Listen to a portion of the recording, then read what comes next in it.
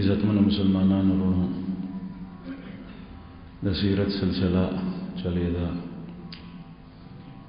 د بدر جنگ کې اویا کسان کافر قتل شو او اویا کسان قیدیان شو. رسول الله صلی الله علیه وسلم مبارک دا معمول ہو چې درې ورځې به په هغه ځای کې ایسارېدو کوم ځای چې به جنګ وشو، او ظاهر ده چې هلته ایسارېدل مصروفیات د وجې وي، بعضې صحابه شهیدان شوي د هغوی تدفین او نورې خبرې. نبی کریم صلی الله علیه وسلم دلته هم درې ورځې د بدر په میدان کې حصار، په دې کې یو خو د مشرکینو چې کوم غټ سردارانو د هغوی په باره کې رسول الله صلی الله علیه وسلم امر وکړو چې دا دې کوی ته وغورځوئ، او دغه وخت کې میدان د بدر سره کوی و، هغه کوی کې اوبه نه وې. اسنی چې ستاسو په ذهن کې دا اشکال راځي چې کوی کې رسول الله صلی الله علیه وسلم غورځول نو کوی خو پاک ساتل پکار دی، نو دا شاړ کوی او بلډر کوی او د هغه علاقې خلکو په دې کې وینې زوی او ګندونه غورځول، لکه څنګه چې نن سبا یو کوی بلډر شي شاړ شي او په هغې کې خلک د کورونو بیا خځلې راړي او په هغې کې غورځوي. نو دلته اکثر قاذورات وي، نجاسات وي، ګندګۍ وي. رسول الله صلی الله علیه وسلم په اویاو کسانو کې څلېرویشت کسان د مشرکینو په دغه کوی کې وغورځول، مړه اویاو هغې کې څلېرویشت وغورځول. د دې وجه دا وه چې د ټولو غورځول ګران و، ځکه چې جنگ کې بیا کله سړی ټوکړي وي، لاس یې نه خپه یې نه، او بیا د دوی اوچتول او راښکل ټولې وینې زوي، بیا دا مشرکین دا څلېرویشت کسان یې وغورځول. ولې؟ ځکه چې دا سرداران او سردار په قوم کې ډېر ارفع اعز او اوچت بللی کېږي، هغه خلک ډېر عزت کوي، په اوچت ځای باندې ناست وي، د هغه اوچت مقام وي په معاشره کې. رسول الله صلی الله علیه وسلم دې عمل سره ښکاره شو چې د الله په نږدې دی په دې حالت کې انتهایي ذلیل دي، ارذل دي، ځکه د عامو خلکو په نسبت چې ګرځي راګرځي دی لاندې د کوی په تل کې پراته دي. دویم دغه کوی کې نجاسات او قاذورات، او رسول الله صلی الله علیه وسلم دا کافر او مشرکین چې په دې کې ابو جهل وو، په دې کې عتبه وو، په دې کې شیبه وو، په دې کې ابو البختري وو، په دې کې مختلف غټ غټ سرداران، نو دای وغورځول دې دپاره چې دا مشرکین نجس دي، دا پلید دي، او د دې ځای دا نجاست ته ګندګي ده. الله جل جلاله دې مونږ وساتي. نن سبا تاسو وګورئ چې د هندوانو په رسم کې ژوند هم ټول په ګندګۍ کې تیر شي، مسلمان د اودس په حالت کې، ځکه چې 15 وخته لمونځونه په ده باندې فرض دي، نو کم از کم 15 وخته دی په پاکۍ کې، او دی د جنابت په حالت کې نه ګرځي. رسول الله صلی الله علیه وسلم فرمایي لا تدخل الملائکة بیتا فیه کلب او صورت او جنوب. هغه کور ته فرښتې نه داخلېږي چې په کوم کور کې سپی وي یا صورت ځوړند وي د چا د جاندار، خلکو په دې انګېټۍ باندې خپل تصویر خپل فوټو غټ ایستی، او دا کمره چې کوم ده نه دی د دې زینت ګرځولی، یا د مور او پلار یا د خپل استاذ او بعضې د خپل پیر، نو دا تصویرونه که د هر چا وي، رسول الله صلی الله علیه وسلم فرمایي چې دې ته فرښتې نه داخلېږي. او ستا کور ته چې فرښتې نه داخلېږي نو په دغه کور کې چین نی، په دې کې سکون نی، په دې کې اطمینان نی، په دې کې زړه نی خوشحاله، په دې کې جګړې وي، په دې کې خفګانونه وي، سره د هر څه کور د سامان نه ډک دی او کور نه دی بنگله ده او په دې کې سورلۍ او ګاډي شته لیکن چین پکې نشته. هغه ځای سپېره معلومېږي. څومره چې دې ګندګۍ او نجاست طرف ته ځي دا روحاني قاذورات دي. دومره هغه کور کې د داسې کس چې هغه پنځه وخته لمونځ کوي او دس کې وي، د جنابت نه ځان ساتي، چې جنبي شي نو بیا په وخت باندې غسل کوي، داسې کس چې داسې کور ته نه باسي نو هغه سړی هغه کور کې نشي ټینګېدی. دا پته د کور افرادو ته نه لګي، بارني سړی ته لګي. او چې البته د طبیعت نفیس فی سلیم وي. نو رسول الله صلی الله علیه وسلم فرمایي چې دې ته فرښتې نه داخلي. اوس ته سوچو که ته مسلمان یې، ته دیندار یې، ته مسترازی، ته الله جل شانو راضي کول غواړي، ستا په کور کې تصاویر دي، نو ته دا نه غواړي چې ستا کور ته د رحمت فرښتې داخل شي. د رحمت فرښتې د دخول مطلب څه دی؟ چې کومې فرښتې د الله رحمت نازلې د اسمان نه راړي نو هغه فرښتې نه راځي، نو ستا کور ته رحمت نه راننوځي. د رحمت د فرښتو دا مطلب دی. او د رحمت د فرښتو دا قید محدثین ذکر لګي چې بعضی فرښتې راځي لکه د کور د ورانولو لپاره چې کوم مخلوق مسلط شوی دی او دا الله جل شانه د طرفه فیصله شوی دی چې دا کور د وران شي، هم فرښتې هغه راځي. بیماری او وبا راوستلو لپاره چې کوم مخلوق مسلط دی نو هغه راځي. قهر او عذاب د نزول لپاره چې کوم فرښتې مسلط دي الله جل شانه هغه ته ذمہ داری ورکړي دا هغه راځي. او د مرګ چې کوم فرښتې مو دین او هغه فرښتې راځي. د رحمت فرښتې نه راځي چې کوم د رحمت نزول کوي. او زمونږ فائدہ د رحمت د نزول په باب کې دا رحمت نزول کې نقمت عذاب الله قهر او غضب بده کې نه. د مرګ فرښتې هم راځي. هغه چې په هر ځای کې سړی په ډیران کې ځان خخ کی به هم د فرښتې نه پریږدي. یو سړی ځان سره لطیفه ده په طالبۍ په زمانہ کې موردی وس په ځان سره ګرځول واتس په کور کې بم بسره او کټ سره به تړلې چې کله به بولو براست تلو نو بیا به سپې ځان سره بوتلو نو دلته به د اجت تناس دلته به سره سپې ولا چاته تاسو کو چې دا ولې دا خو ته عجیب کار کې وته وی چې دا ځکه چې ما د مولا صاحب نه اوریدلې دي چې چا کوم ځای کې سپې وینو الته د رحمت فرښتې الته فرښتې نه راځي نو ما څخه به فرښتې نه راځي نو چې کوم فرښتې ساو باسي د روح فرښتې وینو هغه هم نه راځي زما ژوند به وګوري او ګډ وډ دغه سړی ټول په ګډ وډو سره سود او رشوت زنا جواری دا هر څه پکې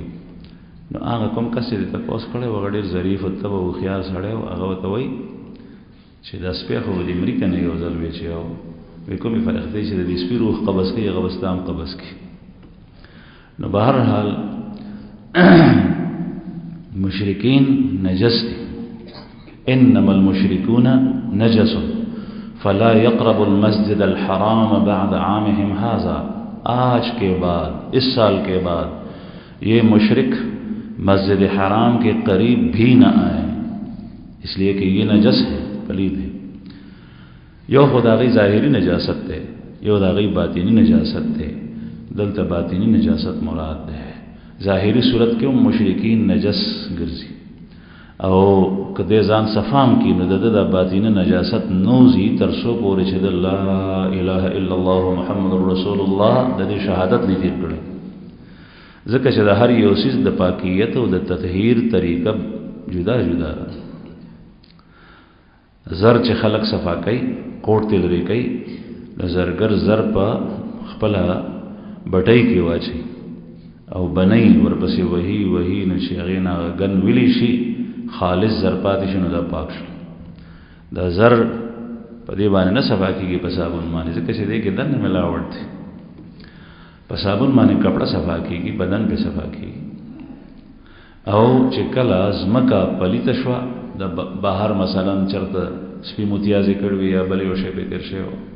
او دا نور به ولګیدو نو تشمیس سره او چې دو سره پاک شو زکات الارض یبصها زمین کی طہارت وہ اس کی خشکی سے ہے خشک ہو جائے تو پاک ہو جاتی باغی بانے تم اس کو لے بغیر مسلح بغیر صادرہ پہ ادری دے شیخا دا ګمان مکو شک مکو چې په دې بچرته غوا وې سپي متیازي کړي نو زه په ودرېږم نو د ځمکې طهارت هغه پس سره ده چې اوچه کې یو طهارت دام دی نو د هر یو سیس تطهیر طریقه جدا ده او د ګناهونو د معصیت طهارت دا پس سره ده دا په ایمان سره ده او چې مؤمن وي او بیا ته نه ګناه وشي بیا پس سره ده په توبه سره ده او واړه ګناهونه پاکيږي پس سره په بیماریو سره او په نیکو اعمالو سره رسول الله صلی الله علیه وسلم فرمایي چې کله سړی ودس کوي او آداب له لحاظ پاغه ودس کې وساتلو نو چې کله دې مخ وینځي نو مخ سره سترګو سره چې کوم ګناهونه کړی دی هغه توشي دی وګو سره چې کله دې لاس وینځي نو د لاس سره کړی ګناهونه توشي خیلاس غس لاس د سر مسه کوي نو د وګونو نه سره چې کوم ګناهونه کړی دی وګونو سره هم ګناه کیږي او دې سره تعلق دی هغه ګناهونه توشي د وګو سره او چې کله د خیخ په وینځي نه بیا ګناهونه توشي د خپې والا بیا غس خپې سره دې چې دې پاک شي مسلمان څومره خوش قسمت الله پاک پیدا کړی ګناه دې نو شنو الله جل شانه به خبره دې خبرم ني پاک بغیر توبه خدای نه صغائر مرادي حضرات محدثین او اهل علم وی واړه ګناه غټ ګناه هغه د شداغه احادیثو کې تذکر راغلی دا رسول الله صلی الله علیه وسلم یا کلام الله کې زنا شو سود شو رشوت شو قتل شو جواری شو وغیرہ وغیرہ دا غټ ګناهونه دي دا توبې نه بغیر نو د مسلمان د پاره په دنیا کې د ګناه د تطهیر کافر وای چې په دنیا کې زما کفر او شرک پاک شي نو د شهادت تیر کې د لا اله الا الله محمد رسول الله په الله دی ایمان راړي نو ګناه بیا سبه پاک شي عمرو ابن عاص رضی الله عنه قصص او وارث است تیر شي او مسلمان واړي چې مانه پس د ایمان ګناه شو دا پاک شنو توبه دی واسي او چې کله په باندې کې توبه یې نشي بیماری راشي نو واړه ګناهونه په بیماری هم پاک شي او په نیکو اعمالو سره هم رسول الله صلی الله علیه وسلم چې بده چا بیمار ته پوسټ لاړو بیا به په باندې لاس کې خو پتندي او بیا به فرمایي لا باس طهور ان شاء الله لا باس طهور ان شاء الله خو پکې ګما ان شاء الله دا د پاکي ذریعہ د ګناه به پاک شي تبه چې په سړی راشي نو ګناهونه پاک شي او چې بل بیماری پر راشي نو ګناهونه پاک شي نو یو کس تاسو ته رسول الله صلی الله علیه وسلم ته له بډاو پاغي لاس کې خو ته فرمایل چې لا باس طهور ان شاء الله خپکه ګما دا ولې د پاکي ذریعہ وګرځي نو هغه ته وایي چې بل حما تفور ولا شيخ كبير تزيره القبور وتقول لا باس طهور دا خو یشي دلی ته به د پما باندې راغلی د زه بډایم کمزورم او دا ته به ما نه پری دی قبر ته مې وړي او ته وایي چې طهور دی نبی کریم صلی الله علیه وسلم دو فرمان چې بیا به دغه سی چې څنګه ته نو مړ شو ځکه چې رسول الله صلی الله علیه وسلم د ارشاد مبارک په مقابله کې خبره وکړه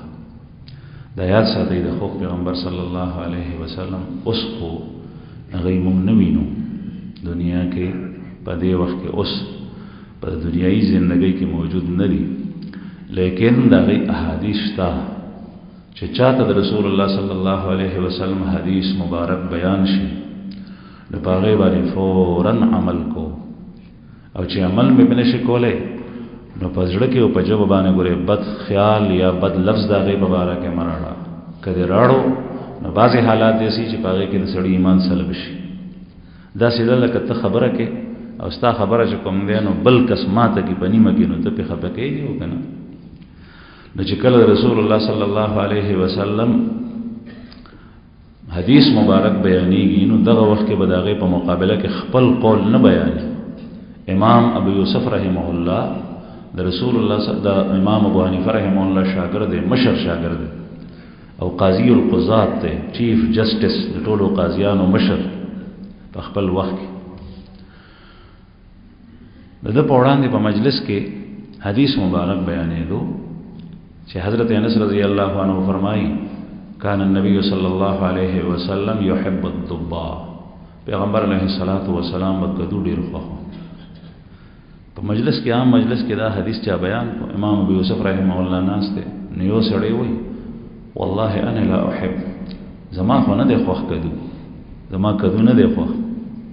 مطلب دا غدا و چې خپل حالت بیانولو د چا خوښي او شی د چا نه خو امام ابو یوسف رحمه الله فوراً دن لاړو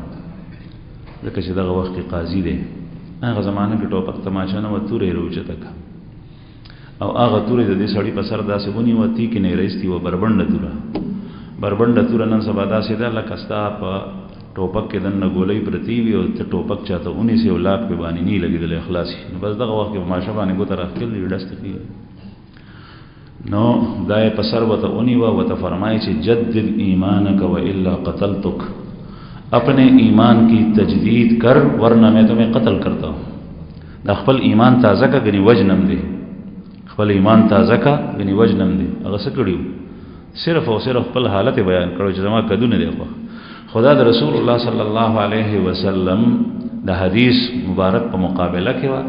اگر که حقیقی مقابله نه و سوری مقابله و حقیقی مقابله دی ته وایي چې د زړه نه انکار وي لکه ته د یو سړی نه نفرت کې نو دغه د خبرو نه نفرت کې کدا وی نو بیا خو حقیقی کفر دی خدا صورتن دا صورت جوړ شو نو عرض مې دا کولو چې کله د رسول الله صلی الله علیه وسلم ارشاد مبارک ووري نو اول په عمل کوي او هغه ډیر په احترام سره اوري او بیا چې کوم نه په ځړ کې قدر کو کامل په فوري نشي کوله چې دا حدیث مبارک د نبی کریم صلی الله علیه وسلم په خپل ځای بالکل درست دی لیکن زنا اهلم زکمینم زفلان کې وډینګړم او د دین علاوه داسې مکو چې زړه کې هغه حدیث ته بد وګوري یا په جواب باندې بد الفاظ وي او که شر سخت الفاظ د استعمال کړي نو د سره د سړی ایمان سلب کی نو داسې نه ما نه یو کس زموږ یو شاګردو د دریو په ټلیفون باندې تاسو کو چې فلاین کوچ کې ناستم او ډرایور چې کوم نه هغه د غانو د سندرو کې سټ کو لګولو نو ما وته وی چې دا بند کا نشي ما هغه بند کو نو بیا یو بل کس په سیټ باندې ناست نو هغه وته وی چې دغه د استاد دا دغه دی ولې بند کو ټیپ نه چالو کا نو هغه وته وی چې دی قاری صاحب او چې بند کنه ما بند کو هغه وته وی چې چالو کا ذاته ویم چالو کا نو هغه دغه وی هغه طالب وته وی چې دا خو ګناه ده او بیا د نبی کریم صلی الله علیه وسلم حدیث مبارک بیان کړی چې حدیث کې مانعت راځي هغه سړی فورن حدیث مبارک د کنزل وکړه ستاسو د حدیث داسې نو دغه کنزل سره ایمان نسل کېږي نو سره بسل کېږي دا بعض خلک وایي ایمان ډېر مضبوط شی دی ایمان ډېر مضبوطه رشته ده خو چې تا د ایمان حفاظت کړی هغه ته د جنت نه بغیر په لاره کې نه پریدي نه د قبر کې ست پریدي عذاب ته نه د په حشر کې ذلت او رسوایی ته پریدي خو چې د ایمان په ځان سره وړي وي دا ایمان په دنیا کې په معمولی خبرې سره سلب کیږي معمولی خبرې سره بعضی واعظین په واس کې بتا سو ووري حالانکه نن سبا د فتنو دور دی او سړی د جهل په بنیاد باندې یو خبرو کې د ایمان سلب شوی دی خوشاله چې فلان کیسه خو ویل چې ایمان ډیر مضبوط دی حالانکه د الله په نږدې به د سره ایمان د ایمان داسې نازک رشتہ ده لکه څنګه چې د خزي خاوند په منځ کې د زوجیت رشتہ ده څومره مضبوطه رشتہ ده خزي ته خاوند څومره نږدې ده خاوند ته خزه څومره نږدې ده او دا د درې ورځو د یو میاشتو د لسو کالو د سلو کالو رشتہ نه ده دا د څه ده ابد الآباد همیشه بلکې چې کوم خزه خاوند په دنیا کې صاحب ایمان وو دواړه نیکان وو د دواړو اخلاق یو شان وو نو دغه خزه بدی خاوند ته په جنت کې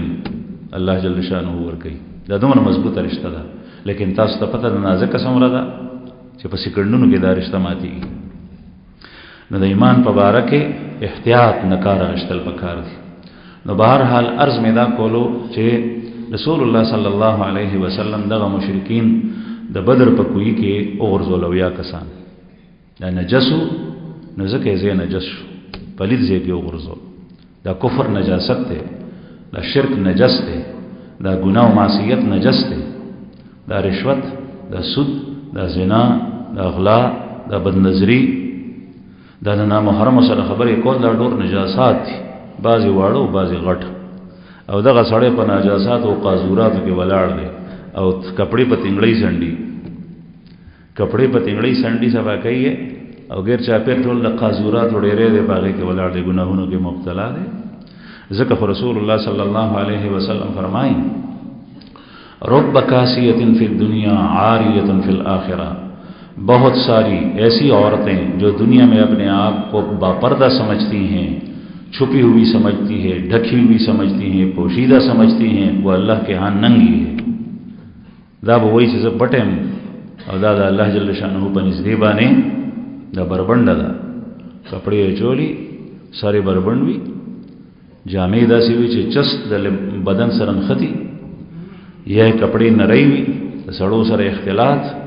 دا بازار ته سوي دې دپاره چې څوک ټکې خطا استعمال کړي، ها ما ته سپکو قتل.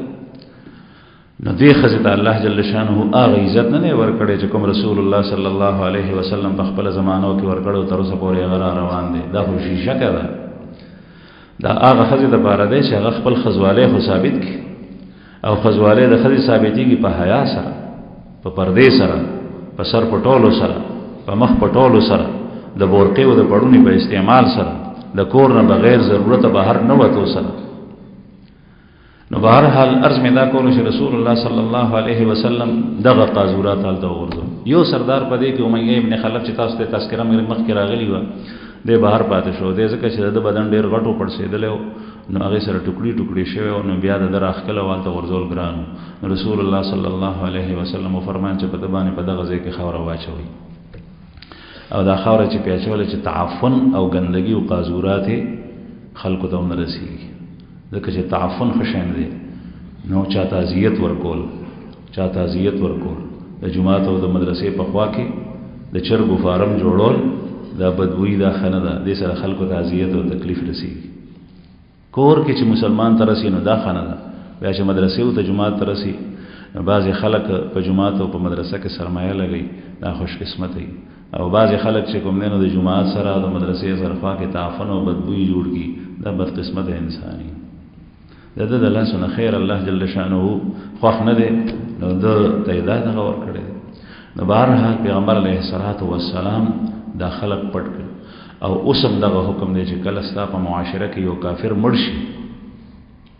او د هغه د تدفین دپاره، د هغه د انتظام دپاره کافر نور نی، او دغه یو مشرک او کافر و، نو څه چل به کوې هغه سره؟ هغه به دغسې نه پرېږدي په کور کې په کوټه کې، بلکې غیر چاپېر مسلمانان دې داسې وکړي چې هغه ته د یو ډوغل وکني، ډوغل د مسلمانانو په مقبره کې نښه بیل، ځکه چې دی قابل د دې نه دی چې د مسلمانانو په قبرستان کې د تدفین شي. بیل چاته په دشته کې صحرا کې مسلمانانو د کلي نه په ډډه ډوغل ورته وکني. ډوغل پېژنې چې په هغې کې د لحد او د شک خیال نه ساتلی شوی، هسې کونج وکنه او په هغې کې دې ور وغورځئ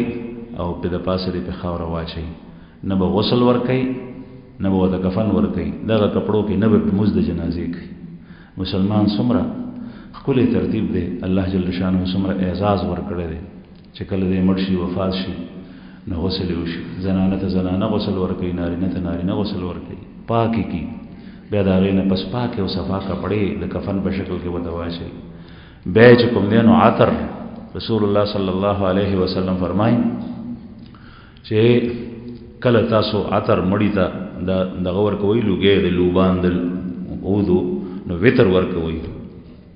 الاستجمار وترن، یعنی تا که عدد 3 ځله ترې هغه لوګی ګیر چاپېر تا وکړه. او نن سبا عموما عطر مګلی کېږي په کفن باندې، خوشبو یې کړي ورته کفن. دا د مسلمانانو مړی بیا په لمونځ د جنازې وکړي او په هغه کې دعا ده، اللهم اغفر لحینا، یا الله زمونږ ژوندي وبخې، ومیتنا او زمونږ مړی مو بخې، وشاهدنا او زمونږ چې په علاقه کې حاضر ورونه خویندې دي دا وبخې، وغایبنا او زمونږ مسافر او پټ چې څومره دي لرې دي نو هغه هم وبخې، وصغیرنا زمونږ واړه هم وبخې، وکبیرنا زمونږ مشران وبخې. مخکې څنګه دی؟ وذکرنا او زمونږ نارینه وبخې، وانسانا او زمونږ زنانه وبخې. دا ټول پکې رالل. نو دې پسې دعا که څوک وکړي وکونه کې څه فرق نشته. په دې باندې خلک جنګېږي چې دا تا دعا ولې ونه کړه او دا تا دعا ولې وکړه، څوک وایي دعا دې ولې وکړه، څوک وایي ولې دې ونه کړه. نو رسم ته نه مه جوړوئ،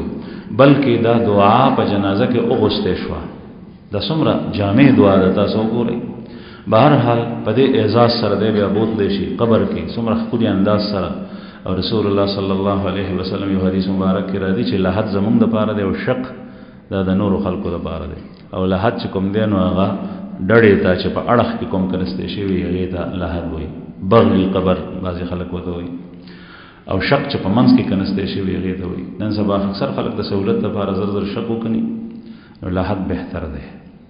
او که په قبر باندې خرچه کېږي نو خرچه کې د میت په مال کې وشي ښه که ځمکه د مقبرې نی وقف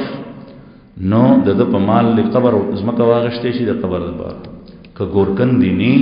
نو هغې باندې په بیه باندې قبر کنستی شي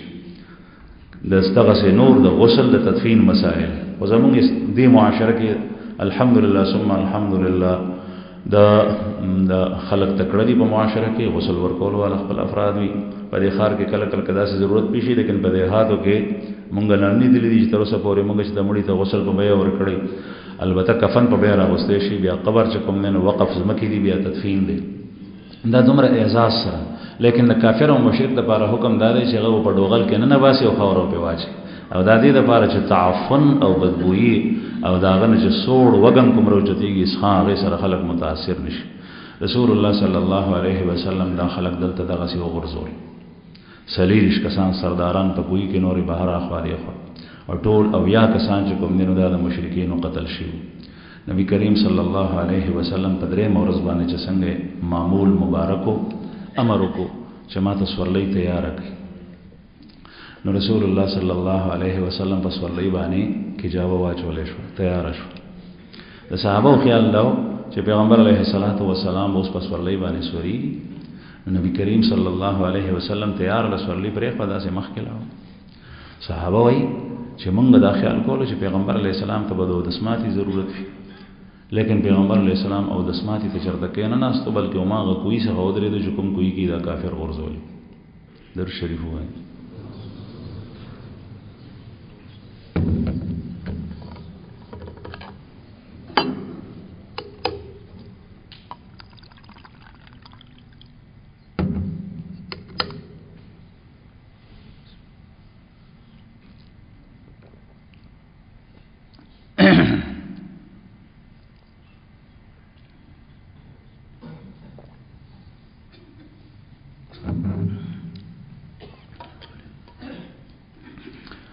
هغه کوهي په ځای باندې نبی کریم صلی الله علیه وسلم ودرېد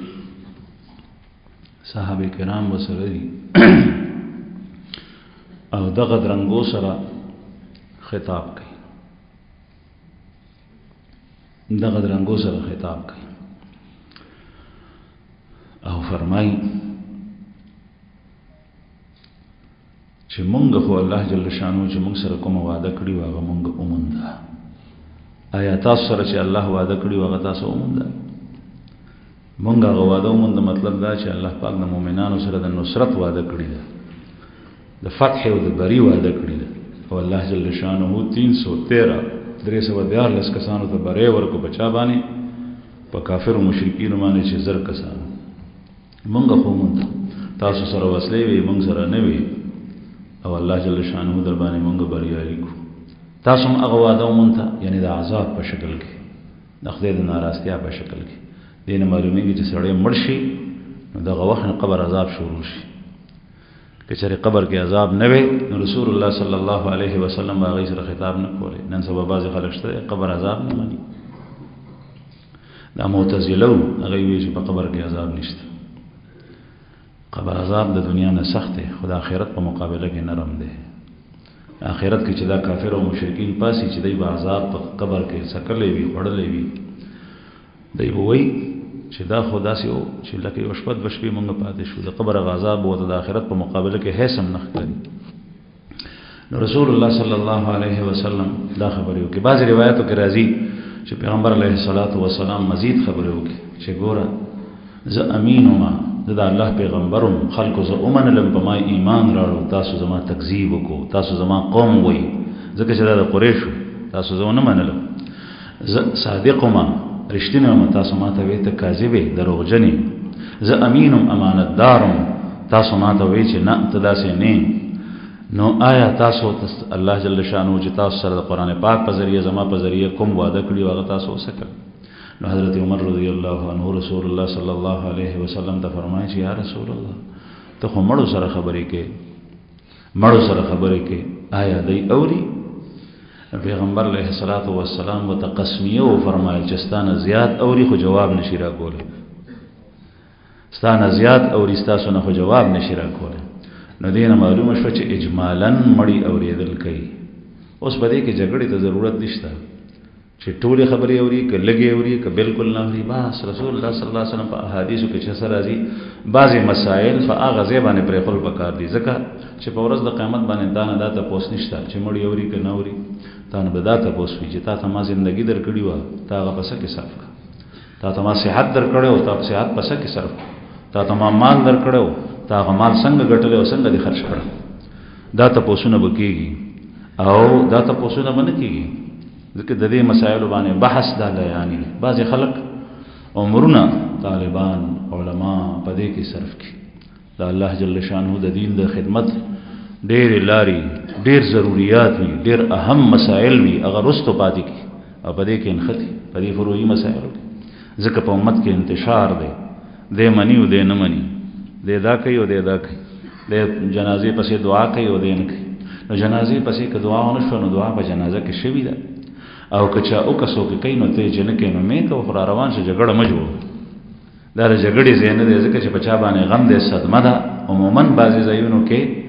په جنازې په موس کې چې کوم دی نو موس پسې متصل دا جګړه جوړې شي، د چا په کور باندې غم دی، دلته په دې مسلو باندې دا نښتي. نو بهرحال عرض مې دا کولو چې رسول الله صلی الله علیه وسلم حضرت عمر رضی الله عنه ته فرمایي چې تاسو نه زیات اوري لیکن جواب نشي راکولی ماته. نو پیغمبر علیه الصلاۃ والسلام د دې ځای نه بیا روان شو. نبی کریم صلی الله علیه وسلم سره 80 کسان قیدیانو د مشرکینو. په هغې کې د پیغمبر علیه الصلاۃ والسلام تر عباس هم و. بعضې روایتو کې راځي چې عباس صاحب په مکه کې مسلمان شوی و مخکې نه، خو اسلام یې پټ کړی و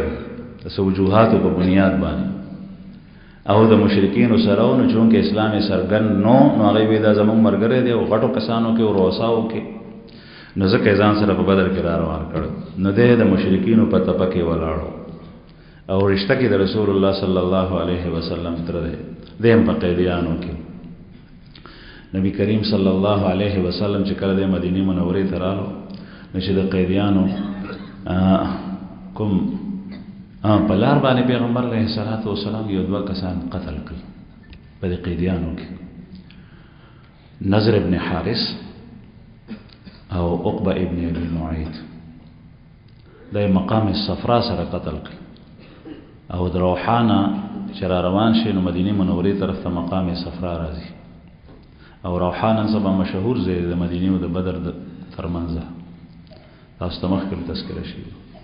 دې ځای کې قتل کړل دا دوه. دی ولې ووژل؟ حالانکې و قیدیان.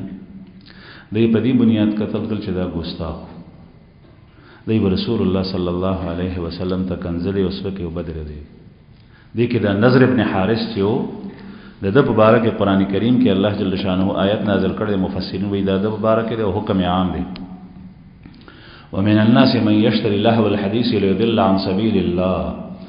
بعض لوگ وہ ہیں جو کھیل کی باتوں کو خریدتے ہیں تاکہ لوگوں کو اللہ کے سیدھے راستے سے گمراہ کریں. بعض خلق آغا دی چې د لوبو خبرې اخلي او دا دې دپاره چې خلق گمراه کړي. د لوبو خبرې سوي نن سبا یاد ساتئ. بعض خلق وایي چې په قرآن کې خو د ګانې او د سندرې په باره کې څه نشته، نو دغه لهو الحدیث دی. حدیث وی خبرې ته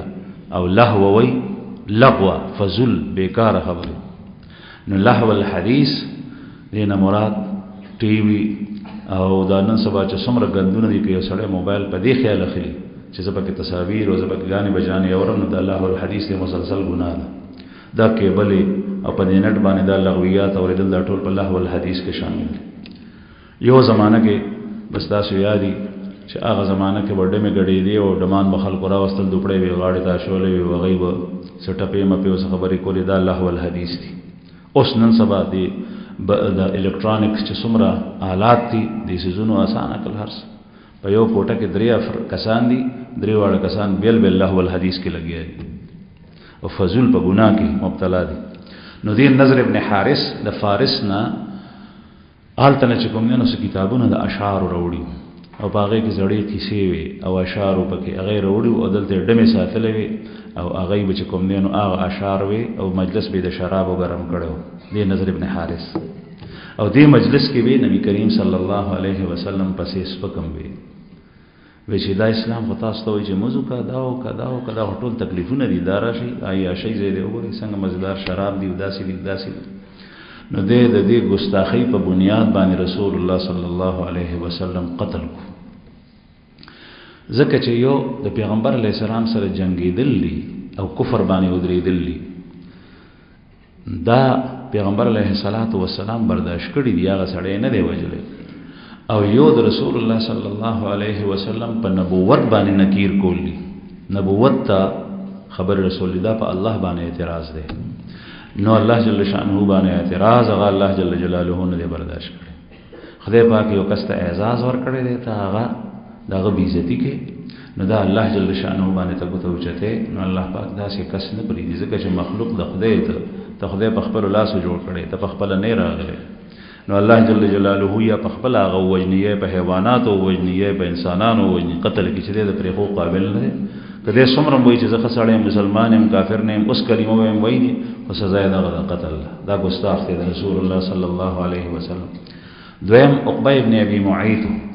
عقبه ابن ابي معيط مشرک چې کوم نه د تذکرہ تاسو ته سوواري راغلی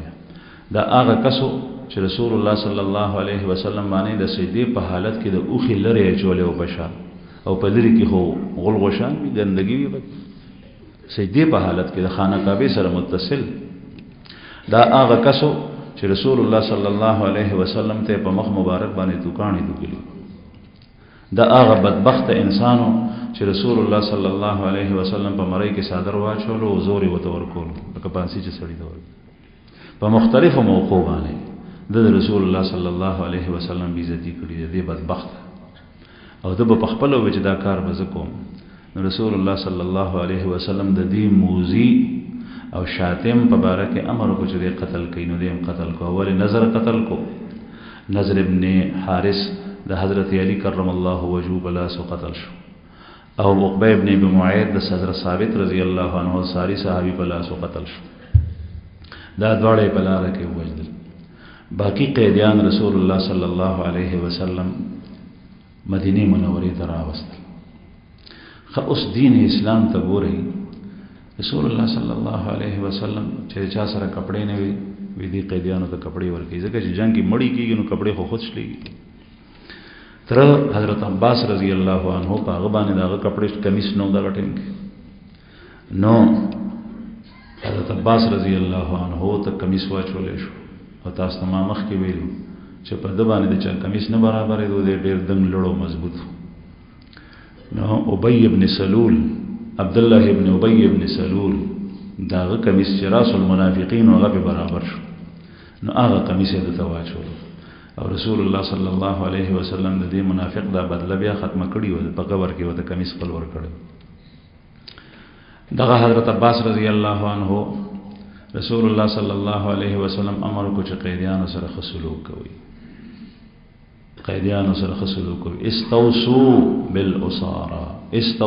بالاسارى قیدیوں کے ساتھ اچھا سلوک کرو دا قیدیان سو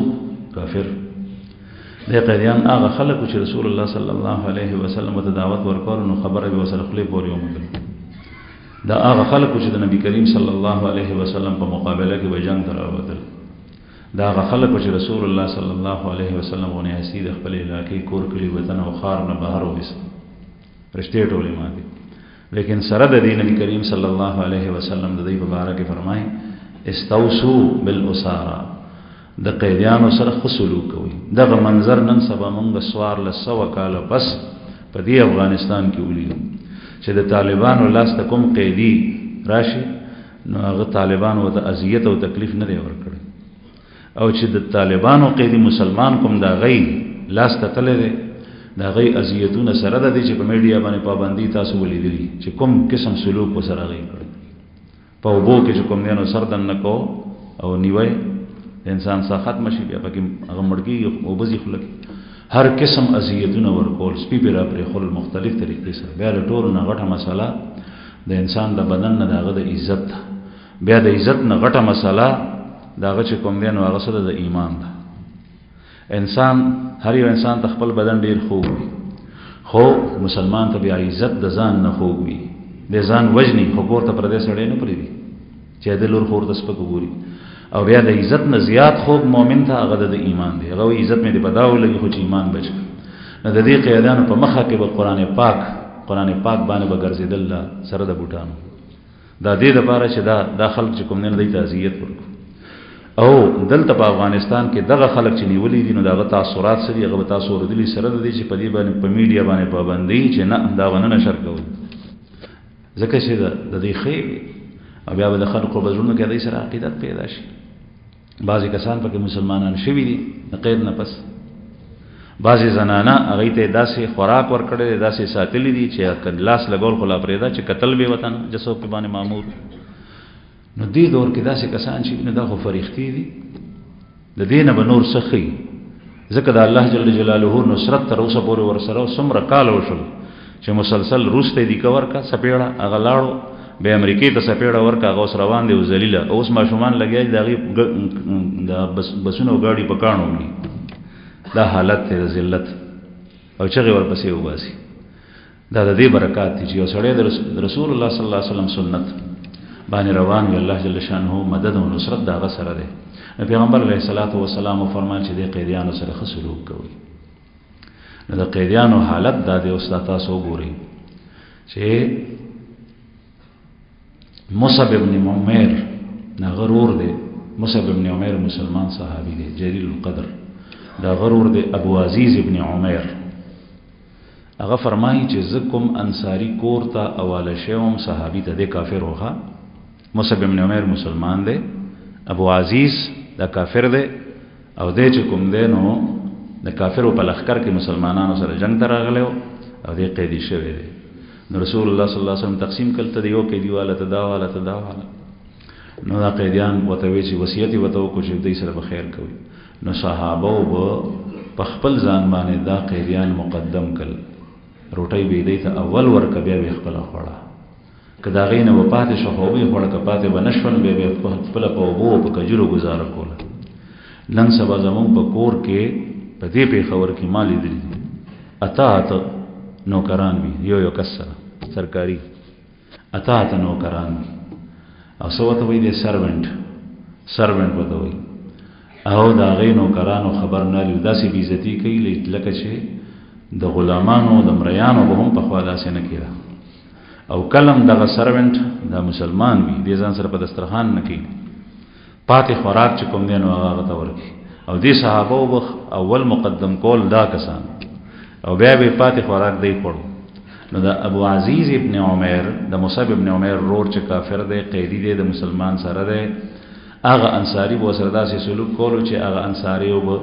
کړه به دومره پخلیو چې هغه به صرف دیتا پاتې کېدو یا یو کستا د کفایت به پکېدو لیکن هغه به عدت ورکوم دوی چې ما به وته چې تاسو اول خوري چې تاسو نه پاتې شون بیا به زخر به شي نه نو دای به کله کله نه هرې تیرول زما خېټه به مړک. دا یو کافر قیدی بیان دی دلته هم دغه شی. نو رسول الله صلی الله علیه وسلم دغه وصیت کړو د شپې وخت یو ځل حضرت عباس رضی الله عنه چې کوم ځکه تړل او چې کله راوستل لای تقسیم کړي نو خیمه کې چولې دا قیدیان او تړلې دي د پاره چې دی اون تختی.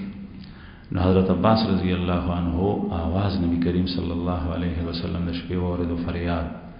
دغه وخت کې خو اسلام ظاهر نو کافر او قیدیانو کې پیغمبر علیه الصلاۃ والسلام چې شپه وا هغه आवाज سره پاسې دو چې وګه کې خدای تر دې نو صحابه ته وی چې دا خو عباس आवाज دی وی چې او دا ولي وی چې هغه چې کومه تسمو سره تړلې شوی دی هغه کې دي چې سختي ویني ځکه ودا ته لګي نرمه کوي د زما تر دې از دا आवाज نشم برداشت کولای دا وخت تکلیف نو پرې خو نه خو هغه تسمیه او تارونه وته نرم کوي. او بیا چې کله پرې خل نو دوی فیصله نبی کریم صلی الله علیه وسلم د صحابه سره مشوره وغوښته چې دوی قتل کو کپریدو کسو سره کو. نو چا یو مشوره ورکوله چا بلا. رسول الله صلی الله علیه وسلم ته عمر سے براله وی چې یا رسول الله دا کافر د دې کسانو رشتہ داران دي زمونږه د چا رور دی د چا پلار دی د چا زوی دی هر یو کس خپل رشتہ دار او خپل عزیز او الکو چې هغه سر پرې کوي. پیغمبر علیه الصلاۃ والسلام دا راي خو خانکا